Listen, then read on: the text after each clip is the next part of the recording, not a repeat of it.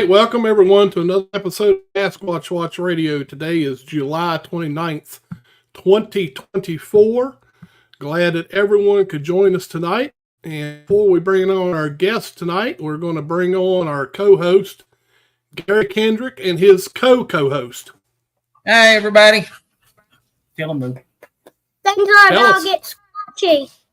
Yeah, that's right. Things are about to get squatchy. Very good. You taught him well, Gary. Ain't no question. Question. How are you, Billy? I am doing just fine. And I know you're ready tonight. You're ready tonight because we got a guest that you got tons of questions for. So we're going to bring him in. Welcome to the show, Mark. Hey, guys. How you doing tonight? Mark. Doing good. It's been a few minutes. Yeah, I think the last time I was on your show, it was just like a phone call interview, if I remember. It's many years ago, and many gray hairs later. Right. I resemble that remark. Well, I'm sure that Gary's itching to ask you some questions, and then, like I say, feel free to, if something you want to talk about, feel free to let us know. But I'll let Gary get on with it. Right. I'm really excited to have you on the show. You're a graduate of the University of Toledo. Go Rockets. Yes. You're a long-term host of the Ohio Bigfoot Conference, which is a really big deal. That's one of the premier conferences in the U.S. You're the founder of Big Trees, Ohio, which I'm really excited about. Yes. 30 years of research in Ohio, and you have been called the premier Bigfoot researcher in Ohio. Wow, I never knew that. Well, I guess that I learn new things all the time. But you know what? I mean, to be honest with you, there's a lot of great researchers in Ohio, and I'm just one of the many that have dedicated many years of time and effort into the cause. And you know what? I mean, I take my hat off to everyone that's put the time forward into looking into the phenomenon. Yes, sir. Mark, I want to get right into it. Can you tell us about your sighting in your film from April the 20th, 1997? Oh, wow, that was quick. Well, I mean, it was just kind of one of those deals where happened to be in the right place at the right time. And to be honest with you, I was looking for a badger den over off of Wills Creek. And it was weird because the fall before was the last day of hunting season in Ohio, and another friend of mine and I, we were at one of the check station shops in Coshocton where they checked the deer. It was the last day of checking deer, so we always like to go to that bait and tackle shop to see the deer they were checking, to see what kind of big bucks they were pulling out, because that's an area of the Ohio that gets some of the biggest deer in the state. And I saw like one of those bulletin boards inside the store, so I decided to take my Bigfoot business card and stick it up there, kind of nonchalantly, just saying, hey, maybe I'll get a lead or two, you never know. And it's literally, I put the card up, walk away, some guy comes up to me and says, hey, he goes, I saw your Bigfoot card over there, and of course I was embarrassed that he saw me. And he goes, are you guys into anything other than Bigfoot? I said, well, yeah, anything cryptid, anything kind of unknown that's not supposed to be there. He goes, well, my friend and I fishing over near Wills Creek saw badgers in a badger den. And if anyone knows anything about badgers, in 1997, badgers were not indigenous to Ohio. And even today in 2024, the only place you might find them is on the Indiana-Ohio line. That's about as far as they come. So, of course, that interested me. The guy gave me real detailed directions on where they were fishing and where the badger den was. And so I wrote it all down on a pad of paper and threw it in the center console of my Jeep and just put it away, for a while. And then finally in 97, it was a real rainy year in Ohio. I mean, it was to the point where literally Salt Forks Dam had to be released and water flooded over I-77, so they had to divert the traffic around 77 to get people up and down the interstate, because that's how bad the rainfall was. There was so much of it. So it was kind of that kind of year where it was real hard to get out in the field because every road was flooded out. it was a mud pit everywhere. So if you went into the woods, you were literally sinking up to your knees in mud and garbage. And so finally, on April 20th, which was a Sunday, we decided to go over to the Woodbury Wildlife Area in Coshocton County, and we were checking our usual areas. And, we ended up, I remember thinking to myself, let's just call it the day, I'll go home. And then I said, hey, remember that guy who told us about the badger dens? I said, why don't we go check that down? So a group of us went down to Wills Creek, and lo and behold, the guy's directions were pretty much to the T. Take 83 south through Coshocton, come right to Wills Creek Lake, turn left on the first road before it crosses the bridge crosses the lake, which is County Road 410. Follow County Road 410. There's about 3 or 4 cottages on both sides of the road, little cabins, and it sinks down into the wildlife area. And he goes, look to your left. He goes, my Jeep, he drove it back as far back as he could before he couldn't go any farther. And he goes, my vehicle would leave huge ruts in the terrain. And sure as heck, right before we explained, we see the rut line. So we just got out of the car and we followed the rut line back and followed all the way back till we hit this big coal pile. And back by the coal piles where the badger den allegedly was, and sure as heck there was some kind of den there, but there were no badgers. And so one of the guys that was with me, he's like, hey, I'm gonna head back to the road. I want to go to the other side of the lake. There's a bald eagle's nest over there, and in 1997 there wasn't a lot of bald eagles nest in the state, so that was a big thing, and he wanted to go get photos. And so he left me and another guy, and it maybe 20 minutes went by. We had those first generation, those FRS radios. They were actually real good. Motorola made them, and Radio Shack made them. But they were both made by Motorola. Well, he gets to the road and he radios us, says, hey, I'm back at the road. I'm going to take off. And even though it was over a mile back to the road, when he drove away, you could hear him driving down the dirt road because the way it reverberated down the little valley we were in. And so he disappeared, and then I look at the guy with me and I say, well, what do you want to do? And he goes, well, let's just head back out. Well, instead of coming the way we came in, we decided just to go straight down the middle of the strip mine, because if you ever been in a strip mine, it's kind of like a staircase. It goes like this. Mm-hmm. And so we came in on the lowest tier of the strip mine to the coal pile. We just went down the middle tier of the strip mine. And as we were walking out, it could have been more than 3 or 4 minutes of us walking when we started hearing movement on the tier above us. And of course, when you're in Ohio, it's in April. What do you think did you spook up when you hear a bunch of heavy movement? You're thinking white-tailed deer. And so we kind of looked around and says, we must have spooked up some deer bedded down. Just kept going. And then we're going another minute or two goes on. We start hearing a whole bunch more noise up on the tier above us. Looking around, we don't see anything. We assume it's deer. We keep going. And then, of course, we start hearing more noise again, like all this moving around in the brush. So we're looking and looking. I finally said to the other guy, and I said, hey, let's do something stupid. I said, if it's deer, we can split up, and they're bound to cross the trail we're on. It wasn't much of a trail; it was just more the old strip road that's grown in with brush and trees and stuff. And so he says, "Okay." I said, "I'll give you like a 5-10 minute start, and then I'll follow you out." So he started heading out, and I just was sitting there. It was a sunny day, in a windbreaker and jeans, and birds were chirping, nothing unusual. So I decided after it must have been about 8-9 minutes, I'm guessing, I stood up and I said, okay, I'm going to start going out. And I started walking out again. And as I'm walking, literally within 30 seconds of me leaving, I hear all the movement above me. So I stop and look, thinking, man, there must be a lot of deer up there. And I started going again.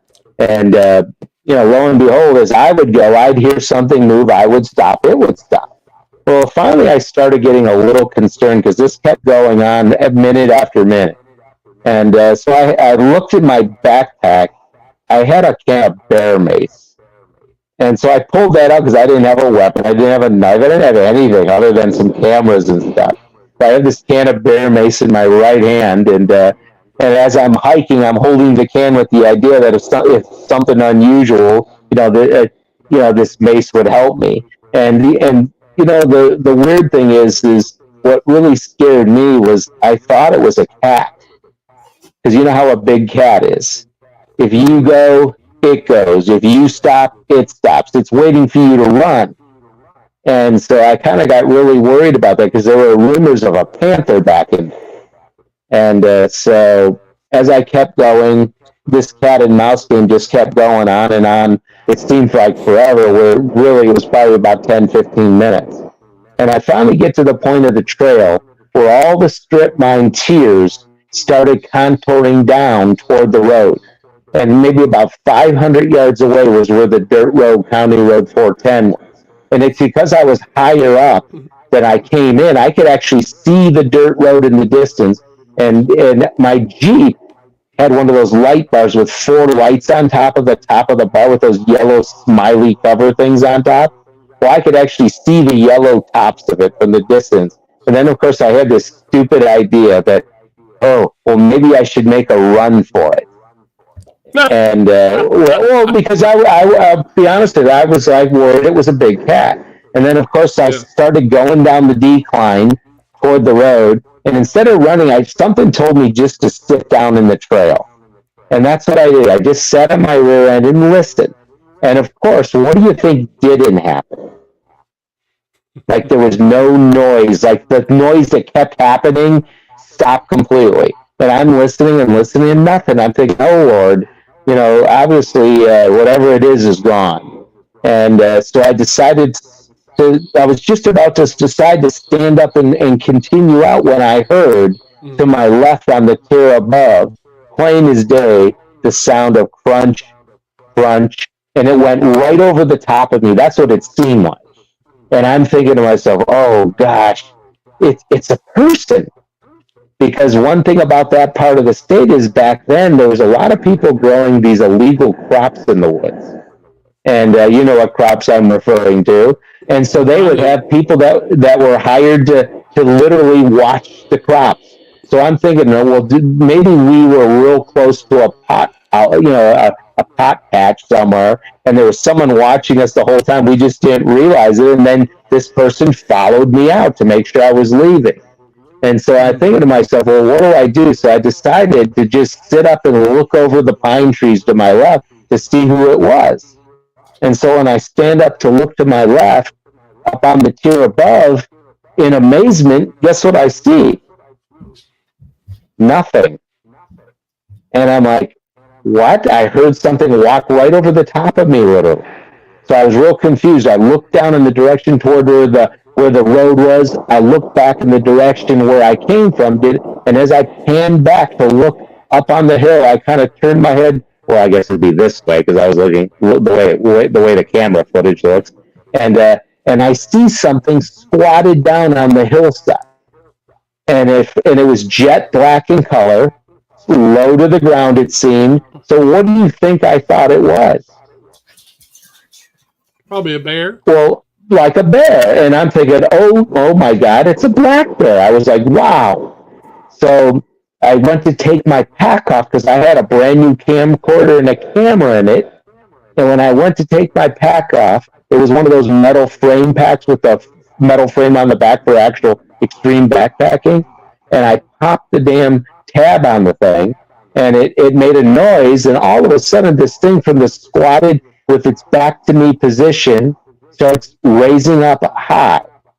And the first thing I see is, as it turns its upper body, is it doesn't have a snout, it doesn't have big ears, it had a flat side profile, and I could see the ear on the side of its head.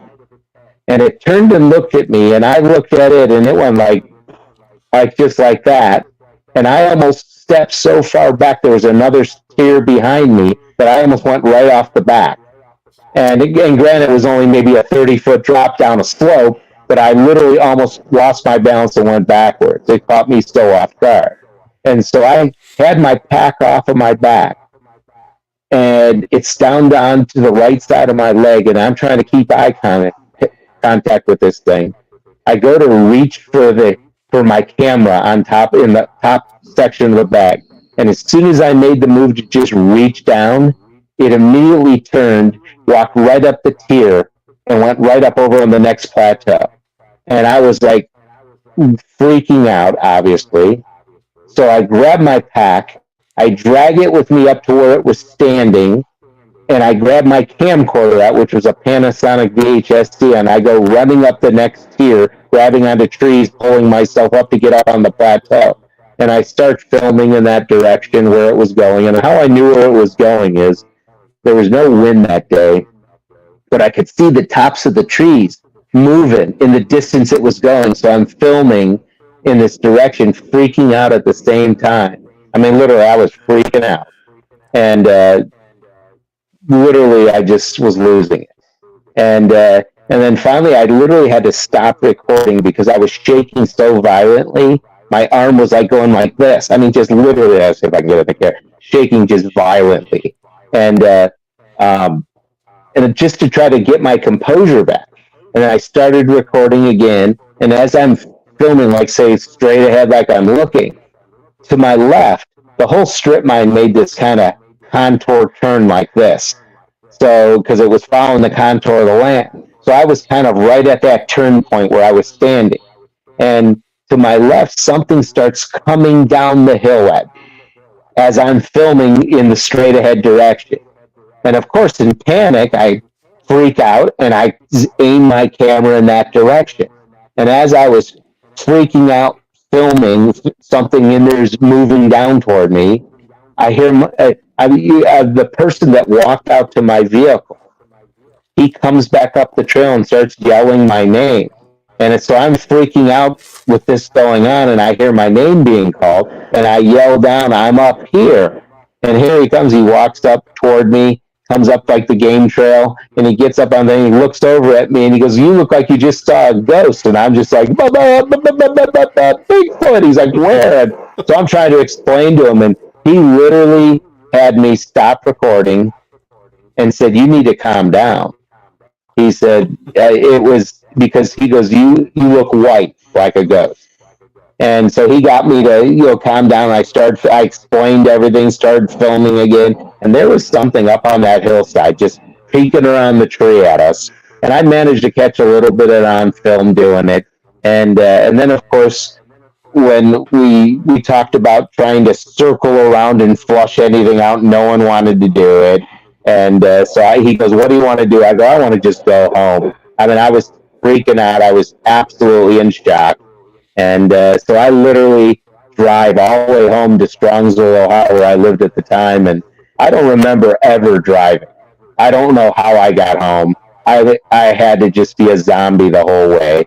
And of course, when I put my videotape in the player at home, and my girlfriend was there, and we're watching it, she's yelling at me, calling me an idiot because I didn't read the directions to my brand new camcorder. And of course, you know how it is. You use something new, you don't know what you're doing with it. I mean, so it was terrible. If I would have been ready, I would have had a film that would have blown the Patterson film away, in my opinion. Yeah.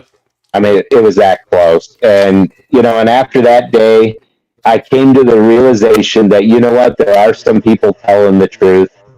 There are people that are legitimately seeing this creature, and it gave me some kind of merit to continue with the search. Because to be honest with you, driving 2-3 hours twice a week back and forth between the greater Cleveland area, that was getting very costly and expensive to do.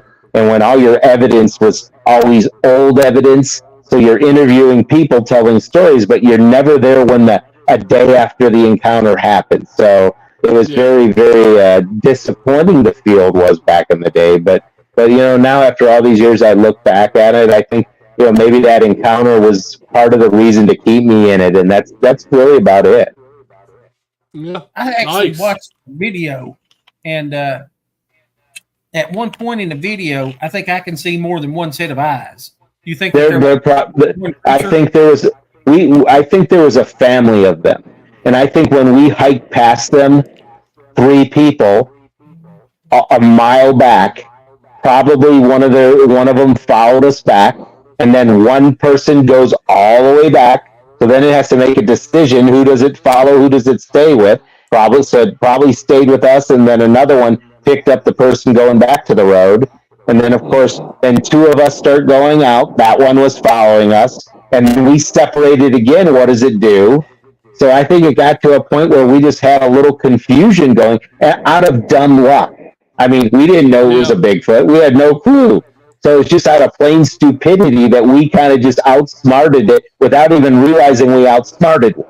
And, but yeah, I mean, I think there was more than one for sure. And and I haven't watched my video in years. And one of these days I'll have to sit down and watch it again. But, like I said, I'm more disappointed in it, to be honest with you, because I wasn't ready. You know how you always say, you're going to be prepared, I'm going to be prepared. And, I could just kick myself for this. I mean, technology can be a burden. Let's just say that. Mark, at the Public Library in Greene, Ohio on May the 18th, 2016, you gave advice to invest in a good GoPro, and if you can afford it, get two. It's even better. Wear one in the front, one in the back for maximum coverage. Bring a room ruler or a tape measure to get lengths and to use your scale. Has this advice changed any over the years? I still think that, having cameras filming in both directions, especially if you're in an area where you think there is true Bigfoot activity, because they're going to be watching you and it's always from your back.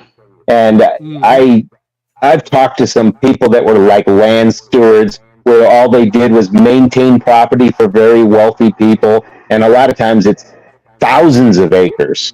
And like thinking something wasn't right, like he'd walk around, he even walked around with a bear bell because he thought there were bear on, but it ended up not being a bear, what he eventually saw. But he always thought that he was being watched from behind. He'd hear stuff faintly and things like that. So he started filming both directions. And when he did that, he caught something cross a trail, and the rest was history. He realized what it was. But because of the property he was on and who owned the land, the landowners don't want people around. They're very rich, wealthy people. They're like, we don't want you to share that. Please don't. The guy's been employed by them for like 25 years and has a real good relationship. So you have to understand where he's coming from. But he knows what it was after having cameras facing both ways. Mm-hmm. That's excellent advice. Excellent advice. Mark, go ahead. I'm sorry.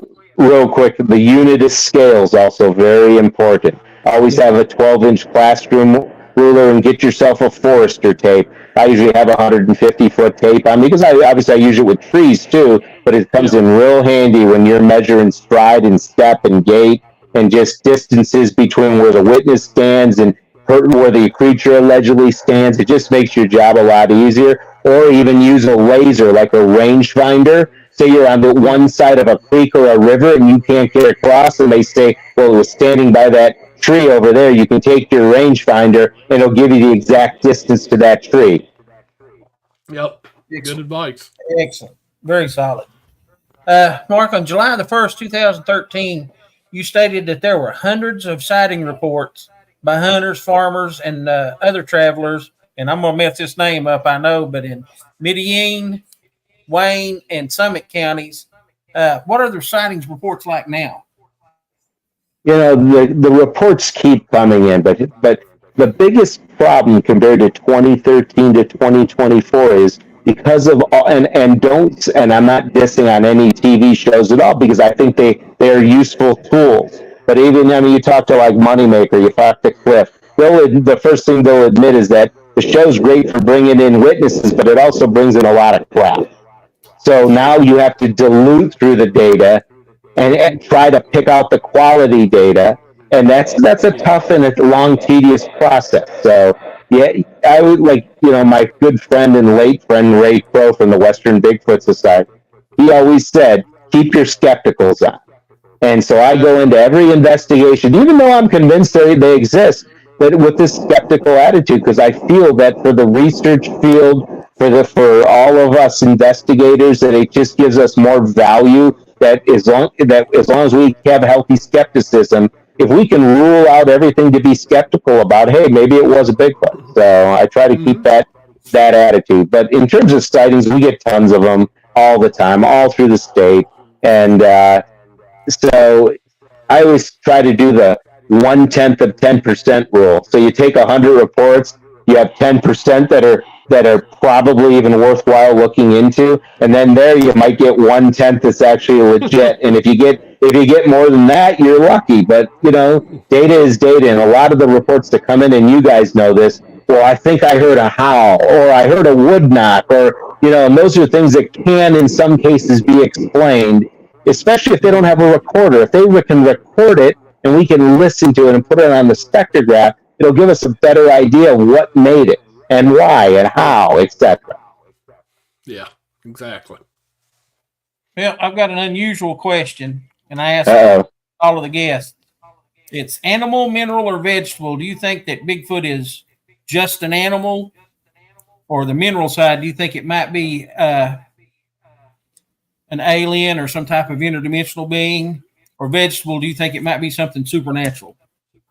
And I'm going to say this, and I tell this to people all the time. I've probably interviewed 400 plus witnesses, and that would be witnesses where I've gone to wherever their sighting was, met them at their homes, and interviewed them in person. I'm not counting all the ones on the phone, too. And not once, and this is just Ohio, so I don't know about the other states, have they ever mentioned about anything interdimensional, it just disappearing like a flash, or a beam coming up and picking it up like in Star Trek. So I'd say in Ohio it'd be flesh and blood. I've heard stories over in Pennsylvania, though, of other things like that, but I've never investigated them or interviewed the witnesses to get any details. Okay. Excellent. All right, it's that time, Gary. Let's do it. All right, so here we go. We have AI decided to name your song "Bigfoot Justice." Oh. So we're gonna hear some Bigfoot justice about Marc DeWerth. Here we go.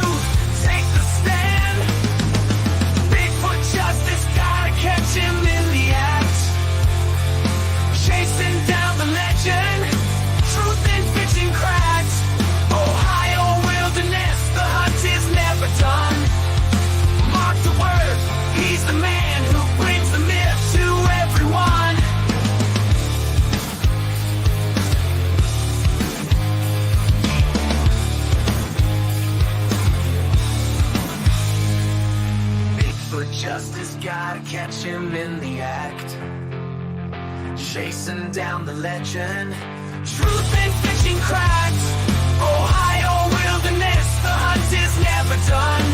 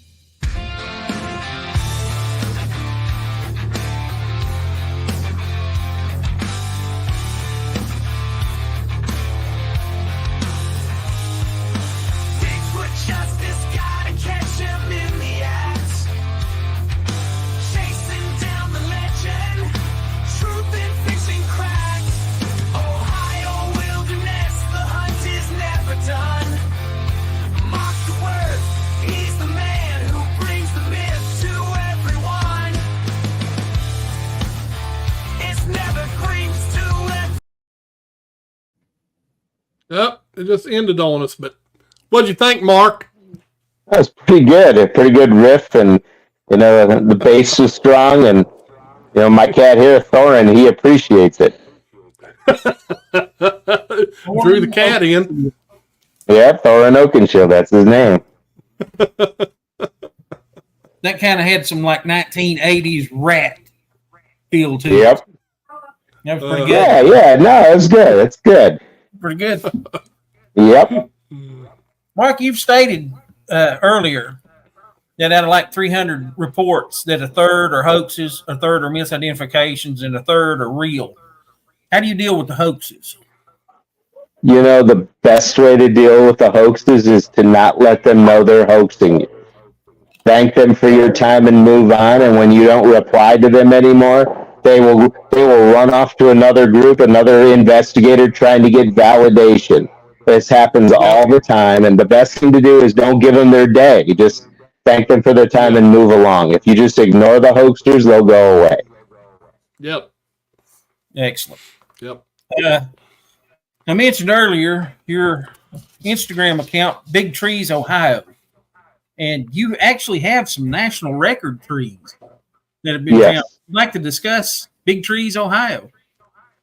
Big Trees Ohio is just something that, it's funny.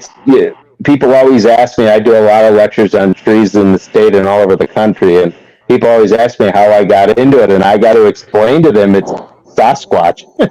Because how many times I'd be in the woods on an investigation, hiking some private land, looking around, you find a gigantic oak tree, a huge sycamore, a huge cottonwood, or some tulip tree in the woods. And of course, I'd take photos of those too.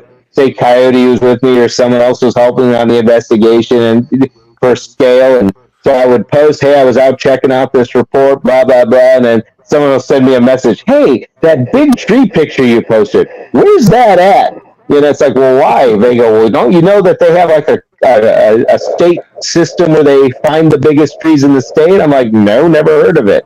And, I always posted pictures from all my hikes with lots of big trees on it, and people keep asking. So I said to myself, you know what? I got to start a Facebook page to separate this out called Big Trees Ohio. And I did that. And then I did the Instagram too. And that was like in 2017. And now 7 years later, I have between the two pages, I probably have 75,000 followers. And, just people reach out to me all the time about their trees, want me to come out to their homes and look at their trees and photograph them and walk their lands. And it's so funny because, Big Trees Ohio came full circle too, because what it did was I would go look at some trees wearing a Bigfoot shirt. Well, when the people would see the Bigfoot shirt, you get the question, hey, do you think those are real? I said, well, yeah, I think they are. Well, my brother swears he saw one hunting our land across the road, over here. So you get these stories of people that never, ever talked about it, that, hey, we think we had one on our land, and we think we saw one. And so it kind of goes hand in hand. And then, of course, there's times of I do Bigfoot investigations. Guess what's on the property? A big tree. So once again, they help. They kind of come full circle to each other, and they help feed each other. And so, and I always say, to have passion in things is good, and if you can have fun doing it, it's even better. Yep, yeah. That's right. Excellent. I'm a big fan of. There's some pretty massive trees back here. I live in the coal fields here in Southwest Virginia, so we're right on the border with Kentucky, and we live close to West Virginia and Tennessee both. Yep. And, there's not as many as they used to be because, of course, strip mining and like that. But there are some massive trees here. Tulip trees, I'm sure. Lots of big forest-grown tulip trees growing over there. And because not really the tulip poplars anymore, because in the 1800s there was a timber company that came through here, and it was called Yellow Poplar Timber Company. And they cut all of the 200-year-old poplars or older. So a lot of those are gone. There's some really massive oaks. So it's pretty neat to see them. Well, my one friend, Gary Williamston and Byron Carmine, they run the Virginia Big Tree program through Virginia Tech University. and they have found more champion trees in Virginia than anywhere in the country. Virginia has more national champions than anyone. So, and I have seen a lot of them, especially over near the coast. There's some, in the more how should I call it, the more colonization period of the country, where you had a lot of estates. So you had a lot of these trees that got saved because they were on estates. But the biggest tulip trees I've ever seen were in Virginia, and I'm talking trees that were like 32 foot around, 160 feet tall. I mean, just massive pieces of timber. Mm-hmm. I bet there's a bunch over at Dismal Swamp. Oh, I bet. I'm sure. I bet. Yeah. I guarantee it. Yeah, I'm sure. The great thing for Virginia compared to Ohio is Virginia is right at that kind of midpoint between the southern growth region and the northern growth region. So you get species from both sides that grow there. Right. And so you have a lot of diversity in oaks and different types of plant, other species. It's incredible. Yeah. Yep. Yeah, I always say that we're from the Mid-South. And people wonder what I mean by the Mid-South, and I tell them, well, we're not as inbred as those guys from down in Georgia and Mississippi and places like that. Yeah, well. Mark, one of the things that you said is to be skeptical, not to take reports as fact until you check them out. Exactly. You said, how do you approach an investigation? Typically, and here's what I do. Because I'm in the BFRO and I have been in it forever, so you know how the reports come in. They come in all the time, and you can sit there and read through the reports. And so when I see something that's good, but let's just say it didn't happen within a week.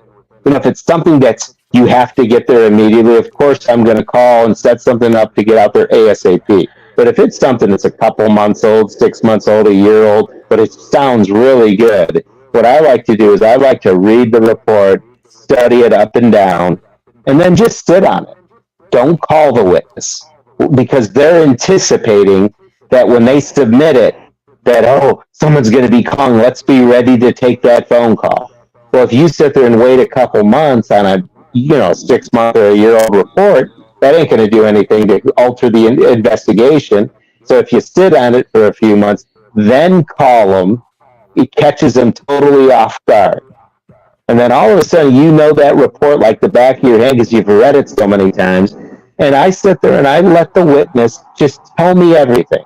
And I never interject once. I don't ask any questions. I let them tell it everything they want to talk about. And then when they're finally through is when I'll have a list of questions to ask, some more detail. Because if my opinion is this, if you've seen a Bigfoot, the way some of these people write that they have, they're not going to forget detail about it.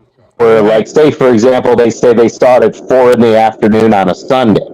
Well, then you call them 2 months later, and as you're asking questions, you said, so it happened at 12 noon on a Thursday, and they go, yeah, it did. Right away, I mean, come on.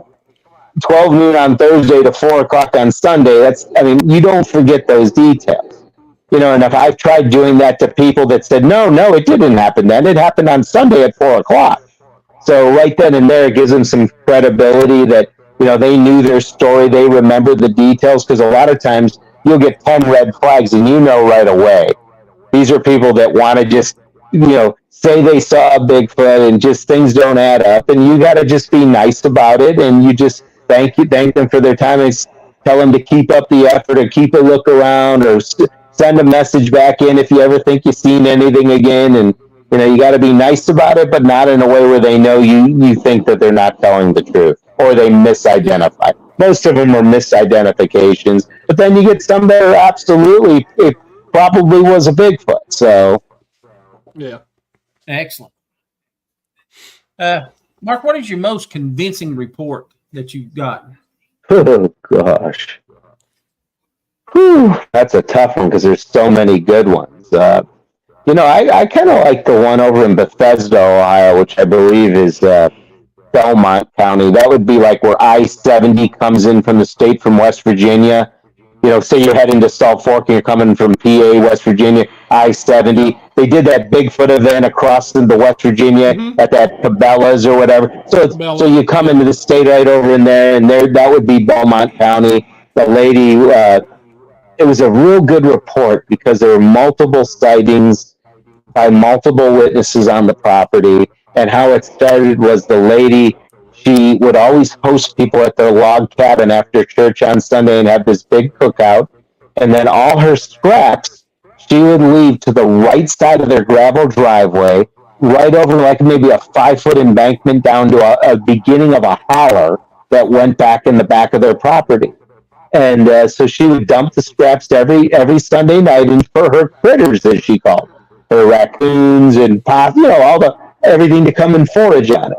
And she said, well, the one night, she goes and dumps her scraps.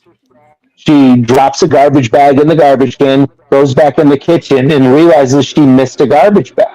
So after doing a little bit of more stuff in the kitchen, she grabbed the bag and walked back out. And as she was walking back out toward the cans, there's a light on the side of the cabin, and there's her pickup truck and her husband's vehicle. She looks over, and there's a Bigfoot standing on the backside of the pickup truck, just staring at her, eating.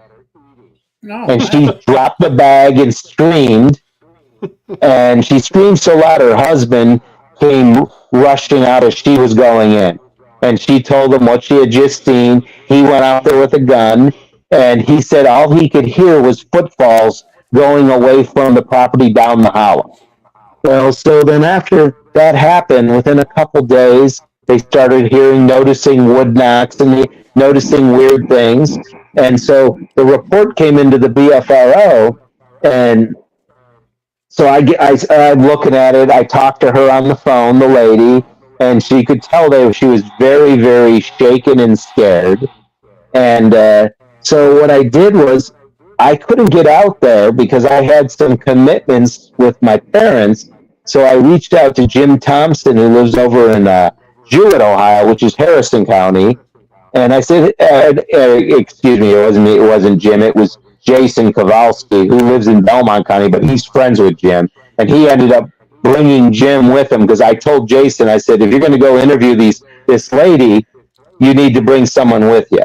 So he got Jim, who was his friend, and brought Jim with him. And so imagine this, it's a Sunday night. They go and interview the mother, and then also the grandson ended up having seen something look in the window of the cabin. Well, when Jason was interviewing the grandson, he was only 4 years old. Jason was a principal for a school system. So he was used to dealing with kids. He was an educator his whole life. He goes, so I asked the grandparents, is it okay if I pull your grandson and interview him privately just over here, just out of reach? And they said, yeah, not a problem.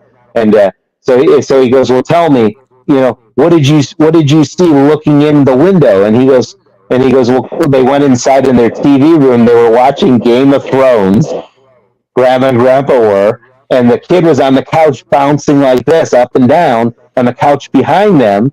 And he says he looks out to the back side window that looks onto the driveway and sees a big monkey looking in the window. And Jason goes, well, how close was it to the window? And he walked right up to Jason and took his face and put it like 12 inches to Jason's face. He goes, that's how close it was. And the kid was looking out the window at it as it was looking in. And he told his grandma and grandpa, Grandpa, there's a big monkey looking in the window.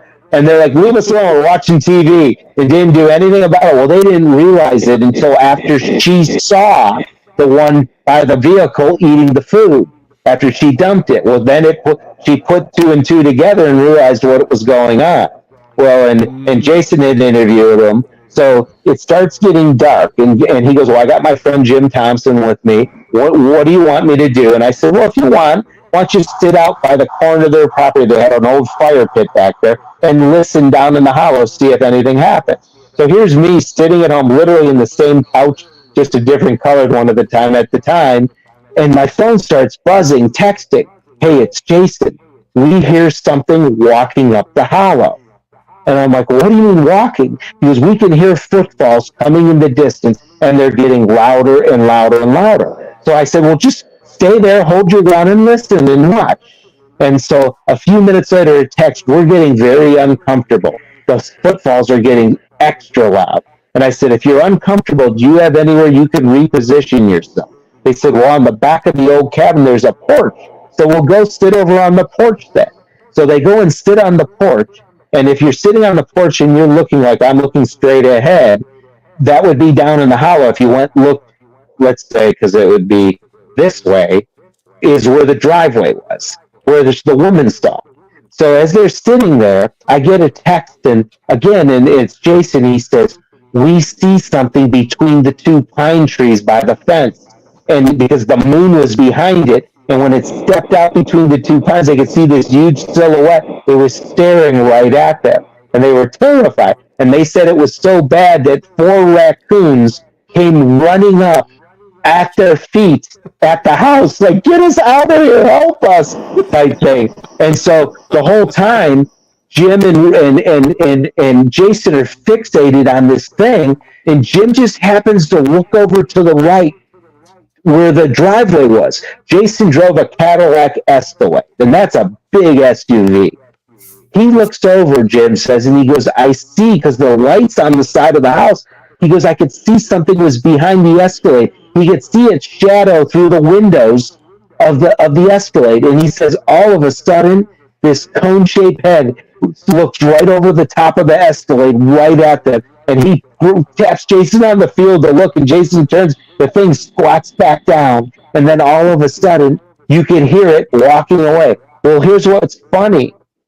There was more than one of them. The one that was between the pine trees stopped as the decoy, while the other one continued on because it was Sunday looking for the food pile. And so yeah, I mean, so it was amazing. And there were some casts that were made that Doug Waller has a copy of the cast. I know this because I gave him a copy of the tracks that were like 15 and a half inches and stuff like that. But that holler back there went all the way back to the area's water reservoir. So they had a water reservoir way out in the boonies, and well, that's where the holler eventually went up. Well, anything big is going to look for water or have a source. Well, that holler was huge, and so that property. I mean, it was amazing, some of the stuff that went on, and what I liked is there was a multitude of witnesses that didn't realize what was going on until the little 4-year-old kind of clued him in, and then it all came together. There were footprint evidence, and because it happened in the 2000s, let's say 2000, I don't know, 12, 14, somewhere in there. So it's more recent, at least. So it was an amazing experience to go through, and just imagine for Jason, his first investigation ever. He sees one Class A. So does Jim. Yep. So that now their expectations are shot, because now they're thinking every time they go on, they're going to see a Bigfoot, which is not true. They were just lucky, and that Bigfoot probably like Game of Thrones or something. That's the only thing I could think, because that's what they were watching on TV. So, but anyways, that was an incredible story. That's a good one. That's a good one. Mark, you've said in the past that you don't carry a firearm while you're in the field, and there's more dangerous things in the forest than Sasquatch. Yes. What do you do about protecting yourself while you're in the woods? You know what? I always have when I go squatching, I tell everyone, never go by yourself. Always have your backup. Always have people. Always have white light available. So if it's dark, if you have to panic, if you're that scared, just blast the white light, because once you bring white light out, a Bigfoot's going to leave. They don't like that light. If red light, it's different. White light just seems to scare them away. And you got to make noise too. I mean, don't be afraid. Don't be this whimpering person fleeing the scene. Just be noise, talking loudly, and they don't like that. And they might escort you out, but they're not going to hurt you. And like I said, the only thing I fear in the woods is people. People is the only thing. I've had people just doing tree work, looking for trees, knowing I was being watched by people they didn't know I knew. But it's a funny thing. Sometimes you can actually smell people. just because they're smoking a cigarette or something. There's something they wore, and and then there's other times you can't explain what's watching you, and that's just something you never seen it, but something was around, that's for sure. But I always try to keep with someone. As long as you have someone with you, I don't think you have a problem. Yeah, I always say with the introduction of methamphetamine into Southwest Virginia, the forest became exponentially dangerous. Yes, it did. Yes, it does, and it's like that everywhere, which is sad, sad, sad.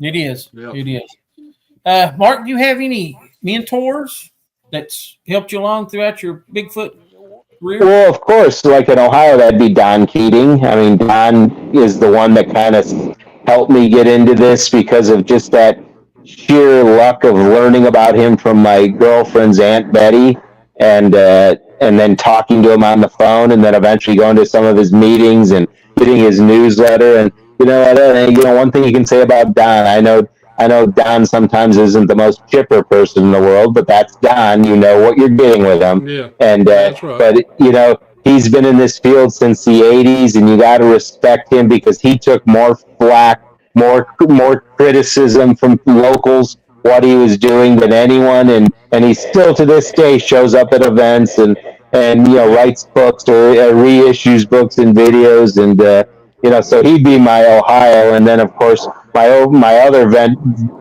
mentor would be John Green, and I was very fortunate to know John and be able to visit him out in British Columbia multiple times and spend time with him at his home and go through his files, hear all the stories, and get to actually listen to the interview with Albert Ostman or with Fred Beck. I mean, he had cassette recordings of these interviews of these famous incidents, and John was just a very humble guy, and he was very class act. And I was very fortunate. I got to know all the four horsemen. I knew Grover well. I visited him in Washington State. I knew Ranae. Got to spend time with him from time to time. Obviously Peter Byrne, Dr. Bindernagel, and so on. And so I was very fortunate to know these great people before they've left Earth. So great people, and I wish that Bigfoot gets proven to validate all the work they put into it. Yeah. Yep. Amen. Amen. Well, Mark, you're the longtime host of the Ohio Bigfoot Conference, which is one of the biggest conferences in the U.S.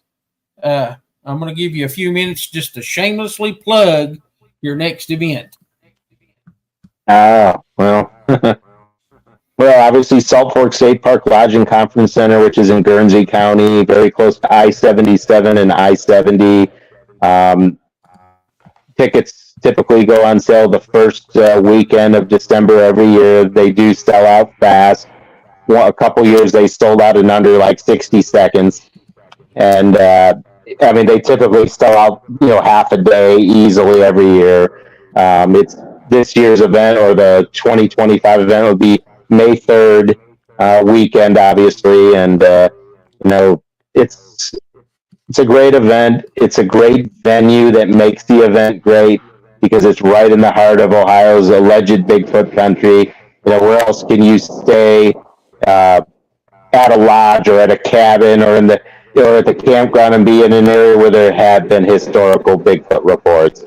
And then the lodge is nice. There's a lot of Bigfoot themed things and lots of activities and speakers. I mean, so far I've announced 2 speakers so far, which would be Ranae Holland from Finding Bigfoot, which I love Ranae. She's just the nicest person on the planet, just a real down-to-earth person. Everyone loves her. She gets along great with the kids and then families, and that's real big on promoting positivity in the Bigfoot world. And then I have Shelly Covington, Montana, coming in for the first time from Texas. And if you have never heard of Shelly, Shelly's an amazing Bigfoot investigator, a tracker, a hog hunter. I mean, she's been in this field a long time too, and she's done a lot of work with the BFO, the Olympic Project, and so on. And I've been really looking forward to hear her speak. And then, of course, I'll be announcing more speakers as the event comes up. And like I say, though, I mean, I wish it was a bigger venue. I only have 370 seats, and they sell out fast. I know people say, well, why don't you do 2 conferences in a row? I just don't want to. It's a lot of, One's enough. Let's just say it's a great weekend. It's a family-friendly event. We have 3 floors of vendors in the lodge and then vendors outside. You know, probably 50, 60 vendors of all cryptid and Bigfoot themed stuff. So that's really big. And it's just a fun time. And I know Billy's been there from time to time. So you know what it's like. You know, it's just a kind of a sea of Squatchmanity, I guess you could call it. Yeah. And just a ton of people. And you know what? I could move it to a bigger place and fill that place, but that's not my goal. My goal is to keep it in a great venue and make it super family friendly for all. Yep. Excellent. Facebook would be Ohio Bigfoot Conference, Salt Fork. All those words. That's the page. Yep. Ohio Bigfoot Conference, Salt Fork. Yep. Excellent. Perfect. Billy, You that's believe all the I've got. hour is over. The hour Yeah, is I'll over, see. Gary. Yeah. It flew by. So I tell you. Well, we had a lot of fun, Mark, and we want to thank you for coming on. Well, I appreciate it. It's always good to talk to good old friends from the past and the present. And, you know, like I say, I'd always look forward, you know, to doing one of these once in a while. I don't do a lot of them, but, you know, you were nice and reached out and gave me some options. And, you know, I was looking at my schedule. I'm like, well, you know what? I'd like to go on a show. I've done Billy before. So no, not a problem at all. I appreciate your hospitality and talking Bigfoot, talking trees. And you know what? Just keep it up. Hopefully one day, you know, someone will find one and we'll be talking like, hey, we told you so. That's right. Yeah. And Mark, I'll make you the offer as well. I'm helping out Eric a little bit with his event. So if you put together a video, if you send it to me, I'll put it at like a commercial toward the end of the show. Oh, okay, there you go. I'll see what I could have my AV guys to do because, you know, unfortunately, I'm not the most technical person when it comes to all that stuff. I mean, I used to work on the Death Star, and you know what happened to the Death Star. I was the one that was supposed to press the fire button, and I couldn't remember the Wi-Fi passcode. And you know, so. But no, I'll talk to my AV guy, see if he could throw together some kind of quick promotional thing, and I'm sure he could, and you know, that would be a good idea. And you know, and I appreciate you offering and everything like that. And you know, some people say, hey, you don't promote your event that much anymore. I said because I can't stand getting all the people messaging in when the tickets sell out instantly. You know, I couldn't get tickets. It's your fault. It's like, no, I didn't do anything. It's like, come on, Mark. We'll pay extra, man. Just get us in the back. Yeah. No, and you know, and what usually happens is we get closer to the event. You get people that can't make it because they have something come up, and then we find people. And I always try to find families that have never attended before. Hey, we have an opportunity to tickets. You want to buy them from these people, and they can buy them from them, and this is where they get to go. And it really just makes them so happy because I've never been able to buy tickets for 10 years and now I finally got in. And so it's fun. It's a great learning experience. I mean, and that's what this field's about. It's about learning and educating. That's it. All right, Mark. Well, again, we want to thank you a lot. Can you hang on while we end out the show and then we'll just talk for a couple minutes afterwards? Yeah. Let's not be too long, but okay, because bedtime's calling me. Sure it is. All right, so we want to thank everybody for tuning in today. Next Monday night, 9 p.m. Eastern, be here, and we'll see you all next week. Good night, everybody. Night, everybody. Night.